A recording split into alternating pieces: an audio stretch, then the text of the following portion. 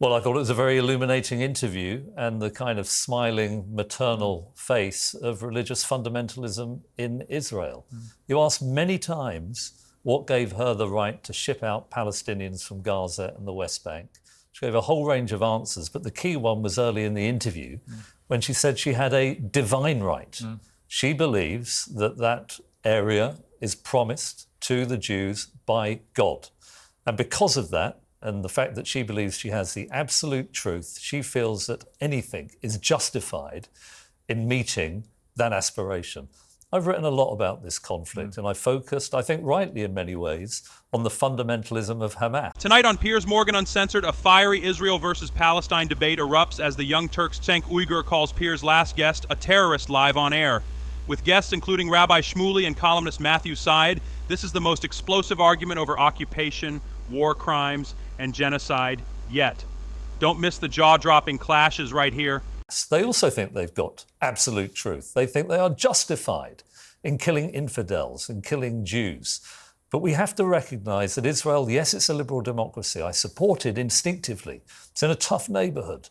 But there are, within Israel, fundamentalists. And what worries me the most, Piers, is that within the Israeli cabinet, Smotrich, Ben-Gvir, these are fundamentalists, nationalists. They have the ear of Netanyahu. And ever more, I get the sense that they are nudging the administration towards more carnage, more bloodshed. It's obliterating the image of Israel in the wider world, it seems to me, with no strategic objective in sight. And it was so interesting to listen to her and to see her implacability. Yeah, I mean, Cenk, I found the constant smirking, the total refusal to offer any personal sorrow or empathy or sympathy with these kids who've been killed. The refusal to acknowledge any empathy struck viewers and the panel alike, starkly revealing the depth of division fueling this international crisis. Not even to try and phrase it as, unfortunately, this is collateral damage in war. Nothing. No attempt to offer anything at all. Just an utterly intractable, hardline view. All this land belongs to Israel, and we're going to take it, and we don't care. One thing that I have in common with Harry and Meghan is that we all value privacy. If you've ever Googled your own name, discover bits of your address, phone number, and employment details hanging around, you'll be aware that your data privacy is under siege. That's because your data is purchased and sold by data brokers without your consent. Today's sponsor has a solution. Incogni contacts those shady websites and gets your personal data removed automatically. No forms, no emails, no ransoms. They handle all the back and forth of these brokers and update you on their simple dashboard. Incogni does not stop after the first sweep. They monitor and keep on removing your data if it pops up again. If you care about privacy and you want fewer spam calls, fewer junk emails, and a reduced risk of identity theft, this is a smart move. We've teamed up to give you a 60% discount on an annual plan at incogni.com/Piers. Use code Piers when you check out. That's Incogni, incogni.com/Piers, Piers. Use code Piers when you check out. Yeah. Look, you just interviewed a terrorist, and she's one of the most vicious terrorists of my lifetime. Cenk Uygur doesn't hold back as terrorist accusation sends shockwaves through the room and sets the stage for the most unfiltered confrontation yet. Settlers are lunatic religious fundamentalists that believe in murdering Palestinians for God. It's an absurd interpretation of any religious document. The overwhelming majority of Jews, by the way, do not agree with them. They don't think that you have to murder Palestinians for God. And so when you asked her that last question, it was actually very interesting what her answer was. You said, do you mind 20,000 children being killed? And she said, as long as they're teaching their children to hate Jews, she seemed to be justifying that we have to kill their children. So think about the absurd logic of that. Since they teach them to hate us, we murdered their children. Gee, I wonder why they hate you. Like, the fact that she can't even see that shows you how painfully stupid this terrorist is. So I'm done. You guys are way too polite to Israel. Israel is a terrorist state. I'm not interested in it. I'm not interested in supporting it. I'm not interested in having them steal more Arab land. And I said to you, Piers, a long time ago, that this was never about self-defense. This was about taking Gaza. Well, I was right. I've been proven right by Netanyahu and their terrorist government. I called them terrorists, and I said that they would kill more civilians than Hamas. Are you kidding me? They've now, get a load of this fact. Hamas killed 815 civilians on October 7th. Terrible. We've all condemned it 1,000 times. Now, Israel has killed 870 Palestinians under the age of 1. They have killed more Palestinian babies than Hamas killed civilians on October 7th. And every time it's a justification. No, we talked to God. God told us to steal Arab land. God told us to murder Arab children. What kind of sick state is this? When I saw her and smiling, like you said, and smirking, now when I see a lot of these Israeli leaders, I feel like I'm looking at Germans telling us, no, it's okay. We can do this to the Jews. There's going to be no consequences. And their smugness partly, Piers, has to do with the fact that they think we own America. There's nothing you can do. We control the largest military in the history of the world. We can get them to do whatever we want because AIPAC has bought the entire U.S. government. And she's not wrong. She's not wrong. I mean, today Trump is talking about, you're not going to get the Epstein files. You're not going to get anything.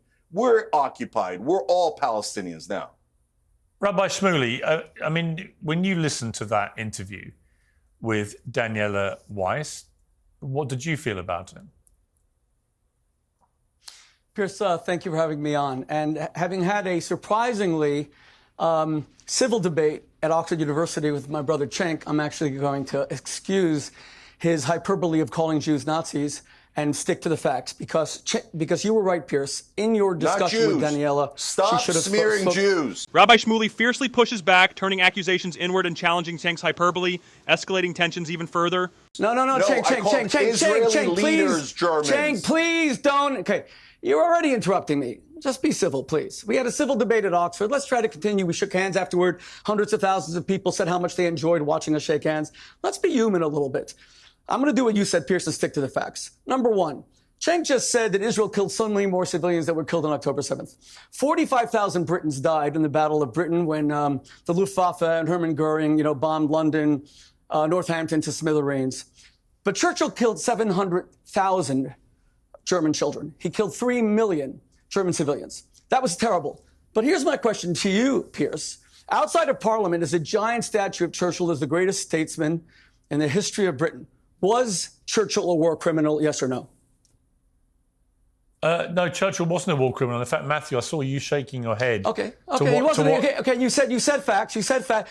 Well, hang on. If you're going to make statements like Churchill, wait. Your numbers aren't correct you can about expand. the number of civilians who died. Never mind anything else. Yes, they are. There were 3 million German civilians killed by Britain and by the United States. There were 70,000 Japanese killed on a single day in Hiroshima and then Nagasaki. Half of them were children, 35,000. Was Harry Truman a war criminal? Was Roosevelt a war? If you are prepared to say, Piers, based on facts and based on what Cenk just said, that the proportion of civilians to combatant deaths determines whether you're a war criminal. And by the way, Churchill killed 5 civilians for every 1 German combatant.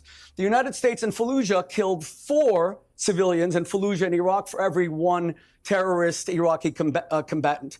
So was George W. Bush a war criminal? Was Tony Blair a criminal? If you're prepared to at least be consistent and say that yes, I think Bush and Blair were war criminals. 3 million was Churchill. Okay, do you think that Winston Churchill was a war criminal? It's a yes or no question. No. The same way you put it to Churchill, Daniela, yes or no? Churchill, So Churchill can kill 3 million All right, you've Germans, asked a question. Okay? You've asked a question. Matthew. I think it's a completely coherent and fair question. It's about means and ends. Is the means justified to achieve a given end? For what it's worth, I think that consequentialist approach is legitimate. I think that Truman was justified in the atomic bombs. I say that reluctantly, but I think there would have been many more deaths had the Second World War not been brought to an end in that way. I know some people will disagree with that position. However, so you're one of the most fair person. Wait a second. Just so you're one of the most fair finish. person that I've ever spoken to about on this show. All I'm saying is, let's be clear. Piers, God weeps for every Palestinian child, the 20,000 children. I don't know if it's 20,000, but even if it is, weeps for every one. One was too many. But every Arab child is the equal of a Jewish child. But whose responsibility is it? Who builds? I live in a community here in New York, New Jersey. There is no army base near me? Why are the Hamas headquarters in nurseries? Why does Hamas use these children to die so that you will then point the finger? Now, even Hitler did not do that. The German military headquarters were not built in kindergartens. And let me say one final thing, Piers, if I may. Piers, you know what struck me about your interview with Daniela Weiss?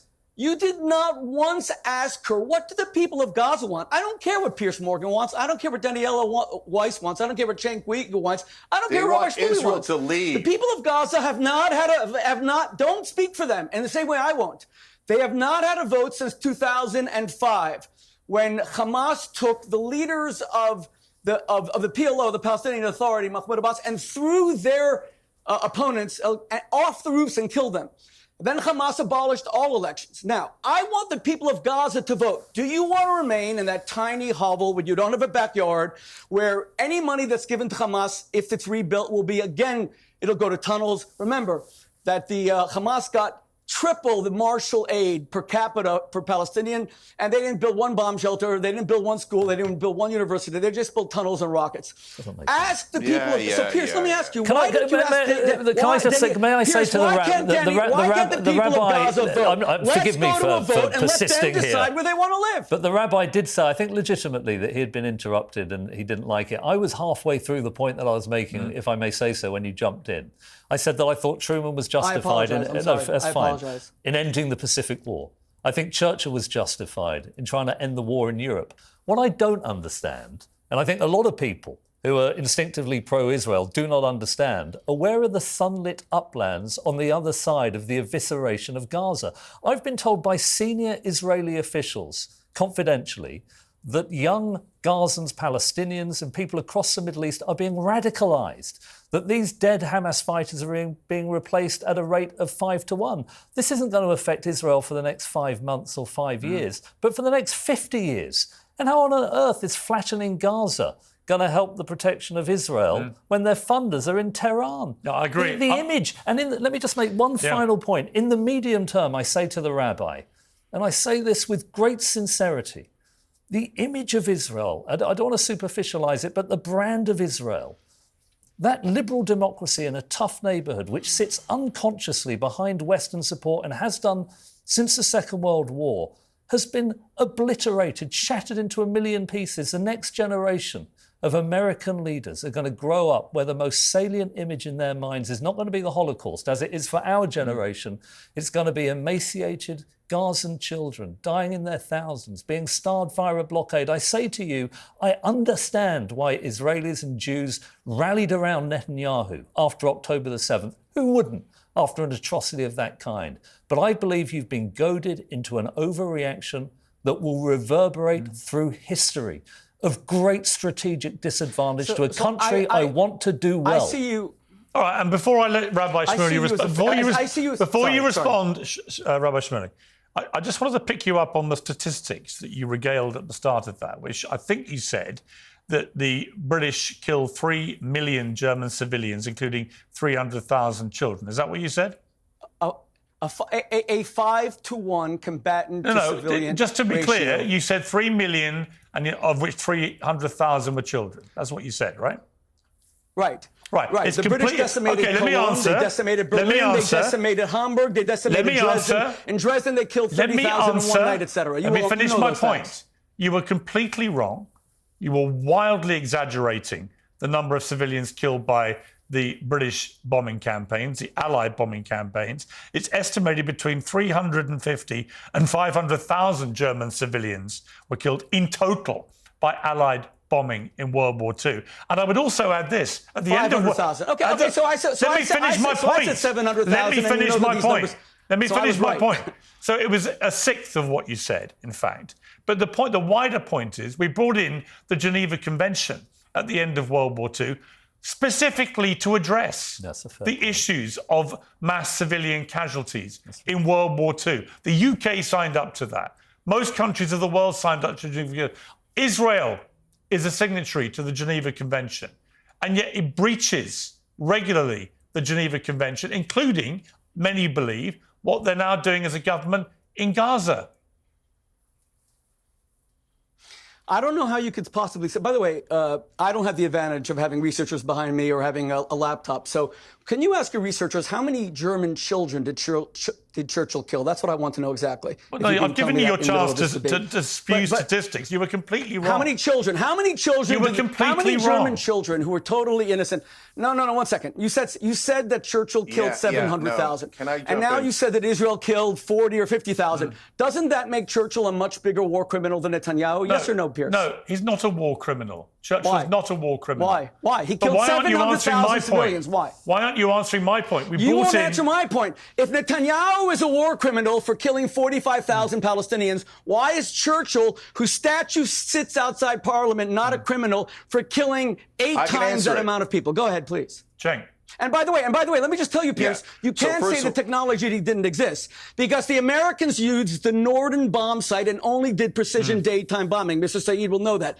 It was Churchill who said, I will not risk a single RAF pilot. I don't care how many Germans die. I will only do indiscriminate, broad nighttime bombing. Churchill was out to decimate cities, allow to break somebody the else to will speak, of the German please. people. So why is he not a war criminal? You won't answer me, Piers. You won't answer. Yeah. Okay. Yeah. Well, I'm trying to answer but all you'll do is propagandize for a bunch of terrorists. So first of all, Piers is absolutely right. We passed those Geneva Convention laws so that we could prevent crimes against humanity, not just what the Germans did to the Jews, the Poles, the Roma, etc., but also what the Allies did in indiscriminate carpet bombing of civilian populations. So we tried to learn from the Holocaust. Okay. We tried to learn from World War II, and we all said never again. These laws should not be broken because it leads to terrible situations. Israel then said, no, we're above the law. We get to break any law we like. And now, and in the case of the Germans, they were killing 6 million Jews. They killed 13 million overall. We were trying to stop a Holocaust. In this case, Israel is the one doing the genocide and saying, well, I mean, why are you trying to stop us from killing innocent Palestinians and taking their land? Because in that analogy, you're the Germans. So the Palestinians I'm the German? Those innocent children didn't do anything, dude. Did you just call me a Nazi? If you're supporting Israel. Yeah. I'm a Nazi? Tempers flare in this viral debate as Cenk Uygur's explosive terrorist accusation leads to bitter clashes with Rabbi Shmuley, who demands respect and facts, while Matthew Syed warns that Israel's image is being shattered. The conversation spirals into furious arguments about war crimes, civilian casualties, and historic comparisons with Piers Morgan struggling to regain control. For more hard-hitting, uncensored debates, hit subscribe and join the discussion in the comments.